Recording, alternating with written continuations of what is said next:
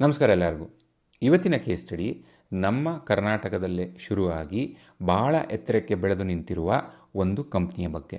ನಾವು ಇವ್ರನ್ನ India's largest stock brokerage company ಅಂತಲೇ ಕರಿಬೋದು. ಇವರುಗಳು $multi-billion ಬಿಸ್ನೆಸ್ನ ಕ್ರಿಯೇಟ್ ಮಾಡ್ತಾರೆ without spending a lot on ads, without raising funds from venture capitalist, without chasing growth at any cost. ಅಂದ್ರೆ ಹೇಳಿದ್ರೆ ನಂಬಲಿಕ್ಕೆ ಕಷ್ಟ ಆಗುತ್ತಲ್ಲ, but this is exactly what Zerodha did. ಅಷ್ಟೇ ಅಲ್ಲ, ಈ ಒಂದು ಪ್ರೊಸೆಸ್ಸಲ್ಲಿ ಅವರು ಈ ಬ್ರೋಕರೇಜ್ ಇಂಡಸ್ಟ್ರಿನೇ ಡಿಸ್ಟ್ರಪ್ಟ್ ಮಾಡ್ತಾರೆ. ಬನ್ನಿ ಇವತ್ತಿನ ಕೇಸ್ ಸ್ಟಡಿಲಿ ಝೆರೋಡಾ ಗ್ರೋತ್ ಸ್ಟೋರಿನ ಬ್ರೇಕ್ ಡೌನ್ ಮಾಡೋಣ.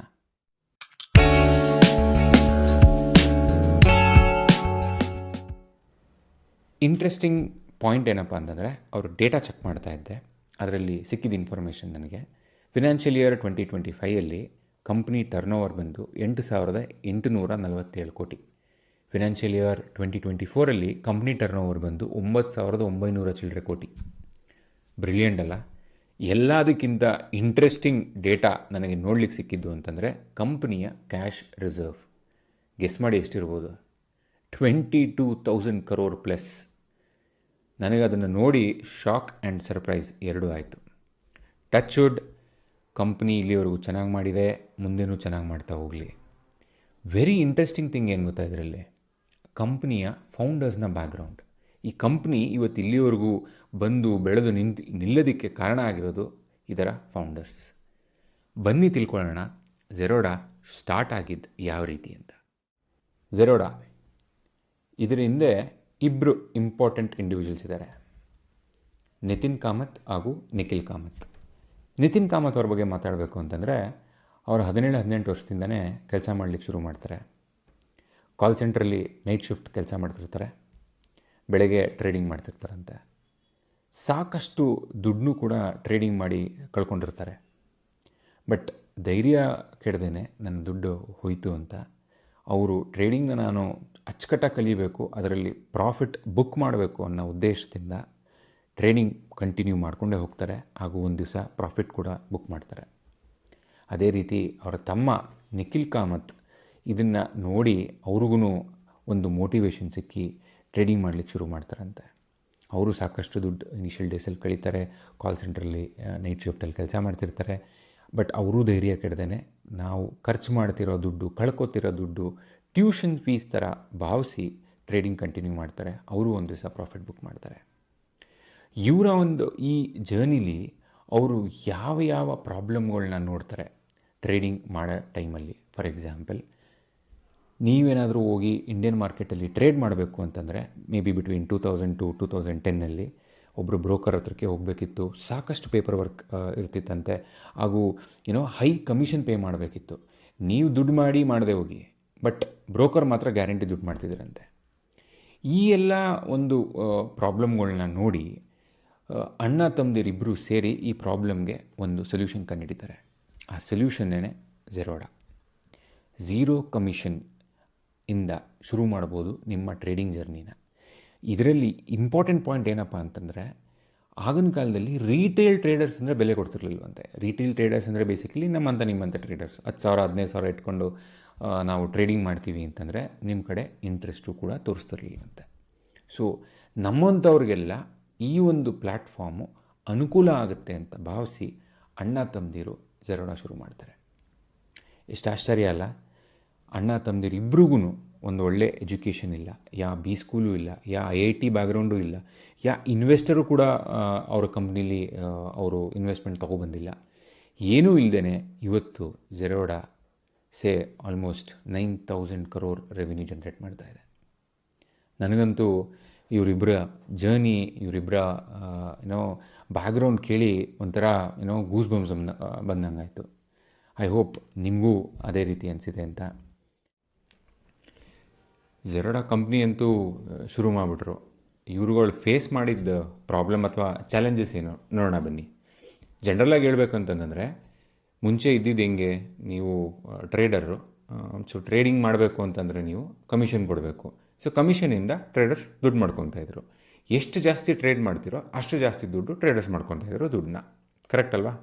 ಇದ್ರ ಮಧ್ಯೆ ಝೆರೋಡಾ ಬಂದು ಹೇಳುತ್ತೆ, ನೀವು ಟ್ರೇಡ್ ಮಾಡಿ ಆಲ್ಮೋಸ್ಟ್ ನಿಮಗೆ ಕಮಿಷನ್ನೇ ಇಲ್ಲ ಅಂತ. ಎಷ್ಟು ಆಸಮ್ ಅಲ್ವಾ ಇದು. ಬಟ್ ಪ್ರಾಬ್ಲಮ್ ಏನು ಅಥವಾ ಚಾಲೆಂಜ್ ಏನು ಈ ಮಾಡಲಲ್ಲಿ? ಕಮಿಷನ್ ಇಲ್ಲ ಅಂದರೆ ರೆವಿನ್ಯೂ ಇಲ್ಲ, ಮೊದಲೇ ನಿಮ್ಮ ಹತ್ರ ಫಂಡಿಂಗ್ ಇಲ್ಲ, ಮಾರ್ಕೆಟಿಂಗ್ ಬಡ್ಜೆಟ್ ಇಲ್ಲ. ಸೊ ನೀವೊಬ್ಬರು CEO ಆಗಿ ಇಮ್ಯಾಜಿನ್ ಮಾಡ್ಕೊಳ್ಳಿ, ಈ ಒಂದು ಪರಿಸ್ಥಿತಿಲಿ ನಿಮಗೆ ಕಮಿಷನ್ನೇ ಇಲ್ಲ ಅಂದಮೇಲೆ ರೆವಿನ್ಯೂ ಇಲ್ಲ, ಸೊ ಕಂಪ್ನಿನ ಹೆಂಗೆ ನಡೆಸ್ತೀರಾ?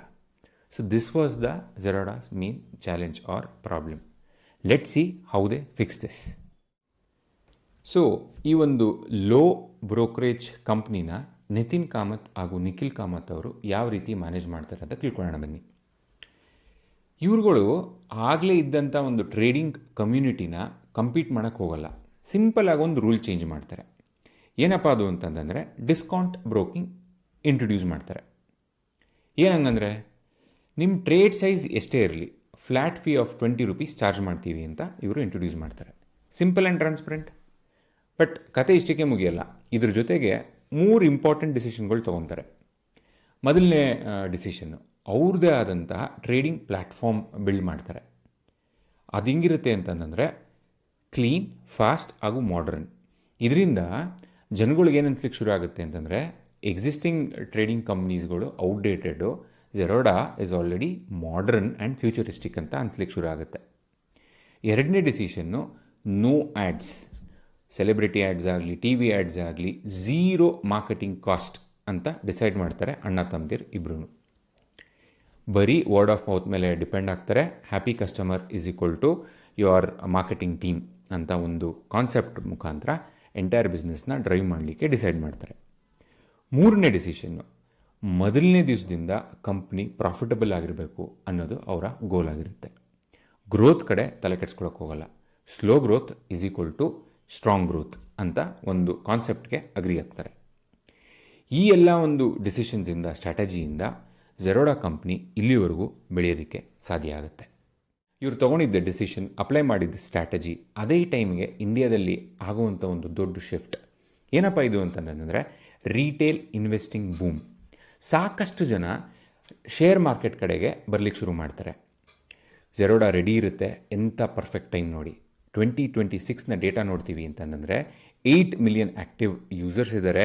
15% ಡೈಲಿ ಟ್ರೇಡ್ ವಾಲ್ಯೂಮ್ ಜೆರೋಡಾ ಹತ್ರ ಇದೆ. ಬೆಸ್ಟ್ ಪಾರ್ಟ್ ಏನಪ್ಪ ಅಂತಂದರೆ ಕಂಪ್ನಿ ಇವತ್ತಿಗೂ ಕೂಡ ಬೂಟ್ ಸ್ಟ್ರ್ಯಾಪ್ಡ್. ಯಾವುದೇ ರೀತಿ ಇನ್ವೆಸ್ಟರ್ ಕಂಪ್ನಿಯಲ್ಲಿಲ್ಲ. ಕಂಪ್ಲೀಟ್ ಕಂಪ್ನಿ ಕಂಟ್ರೋಲ್ ಇವರಿಬ್ಬರು ಬ್ರದರ್ಸ್ ಹತ್ರ ಇದೆ. ಜೆರೋಡಾ ಗ್ರೋ ಮಾತ್ರ ಆಗಲಿಲ್ಲ, ಭಾರತದ ಅತಿ ದೊಡ್ಡ ಸ್ಟಾಕ್ ಬ್ರೋಕರೇಜ್ ಕಂಪ್ನಿ ಕೂಡ ಆಗಿದೆ ಅಂತ ಹೇಳಲಿಕ್ಕೆ ಇಷ್ಟಪಡ್ತೀನಿ. ಈ ಕೇಸ್ ಸ್ಟಡಿಲಿ ನಮಗೆ ಕಲಿಯೋಕೆ ಏನು ಸಿಗುತ್ತೆ? ಮೊದಲನೇದು, ಸಿಂಪಲ್ ಸೊಲ್ಯೂಷನ್ ವರ್ಕ್ ಆಗುತ್ತೆ. ಬ್ರದರ್ಸು ಟ್ರೇಡಿಂಗ್ ಇನ್ವೆಂಟ್ ಮಾಡಲಿಲ್ಲ, ಈಸಿ ಮಾಡಿದ್ರು. ಎರಡನೇದು, ಫಂಡಿಂಗ್ ಕಂಪಲ್ಸರಿ ಅಲ್ಲ. ಡೇ ಒನ್ನಿಂದ ಪ್ರಾಫಿಟಬಿಲಿಟಿ ಬಗ್ಗೆ ಗಮನ ಕೊಡಬೇಕು. ಪ್ರಾಫಿಟಬಿಲಿಟಿ ಇದ್ದರೆ ಕಂಪ್ನಿಲಿ ನಮಗೆ ಮೇ ಬಿ ಫಂಡಿಂಗ್ ಅವಶ್ಯಕತೆಯೇ ಇರಲ್ಲ. ಮೂರನೇದು, ಗ್ರೋತ್ ಕಂಪಲ್ಸರಿ ಅಲ್ಲ. ರಿಯಲ್ ಪ್ರಾಬ್ಲಮ್ ಸಾಲ್ವ್ ಮಾಡಿದ್ರೆ ಗ್ರೋತ್ ಆಟೋಮೆಟಿಕ್ ಆಗಿ ಸಿಗುತ್ತೆ. ಈ 3 ಪಾಯಿಂಟ್ಸ್ಗಳು ನಮಗೆ ಈ ಕೇಸ್ ಸ್ಟಡಿಲಿ ಕಲಿಯೋಕ್ಕೆ ಸಿಗುತ್ತೆ. ಈ ಒಂದು ಕೇಸ್ ಸ್ಟಡಿ ನಿಮ್ಮೆಲ್ಲರಿಗೂ ಇಷ್ಟ ಆಗಿದೆ ಅಂತ ಅಂದ್ಕೊತೀನಿ. ದಯವಿಟ್ಟು ಲೈಕ್ ಮಾಡಿ, ಶೇರ್ ಮಾಡಿ ಹಾಗೂ ಸಬ್ಸ್ಕ್ರೈಬ್ ಮಾಡಿ. ನಿಮಗೆ ಯಾವುದಾದ್ರೂ ಒಂದು ಕಂಪ್ನಿ ಬಗ್ಗೆ ರಿಸರ್ಚ್ ಮಾಡಬೇಕು ಅಂತಿದ್ದರೆ ಆ ಕಂಪ್ನಿ ಹೆಸರನ್ನು ಕಮೆಂಟಲ್ಲಿ ನಮಗೆ ತಿಳಿಸಿ. ನಾವು ಆ ಕಂಪ್ನಿಯ ಡೀಟೇಲಾಗಿ ರಿಸರ್ಚ್ ಮಾಡಿ ಒಂದು ಕೇಸ್ ಸ್ಟಡಿ ಮಾಡಿ ನಿಮಗೆ ತಲುಪಿಸ್ತೀವಿ ಅಂತ ಹೇಳ್ತಾ ಈ ವಿಡಿಯೋನ ಮುಗಿಸ್ತಾ ಇದ್ದೀನಿ. ಸಿಗೋಣ ಮತ್ತೊಂದು ವಿಡಿಯೋದಲ್ಲಿ. ನಮಸ್ಕಾರ.